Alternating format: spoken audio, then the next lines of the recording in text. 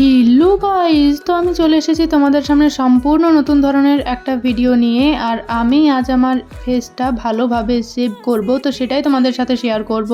তো প্রথমে আমি আগে আমার ফেসটা ভালোভাবে ফেস ওয়াশ দিয়ে ক্লিন করে নিয়েছি, আর তারপর আমি আমার মুখে অ্যাপ্লাই করছি কার্মেসির এই কিউকাম্বার জেলটা।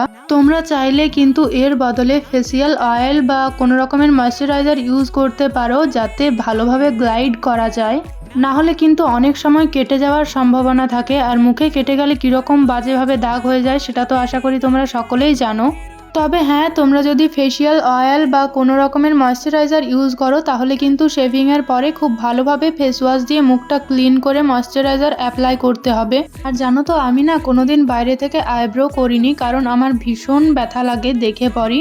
তাই আমি আর সাহস করে সেটা কোনোদিন করারও চেষ্টা করিনি। আমি এই কার্মেসির এই রেজারটা দিয়েই কিন্তু আমার আইব্রোটা করি, আর এইবারের আইব্রোটা আমার ঠিকঠাক পছন্দ হয়নি। এবার কিন্তু আমি মুখটা ভালোভাবে ফেস ওয়াশ করে চলে এসেছি, আর এরপর আমি মুখে অ্যাপ্লাই করছি ডট অ্যান্ড কির এই ময়শ্চারাইজারটা। আর কার্মেসির তোমরা যে রেজার দুটো আর সাথে যে জেলটা দেখলে, এটা কিন্তু একটা কম্বো প্যাকে আমি ফ্লিপকার্ট থেকে কিনেছিলাম। আজকের ভিডিওটা কেমন লাগলো সেটা কিন্তু অবশ্যই কমেন্টে জানিও।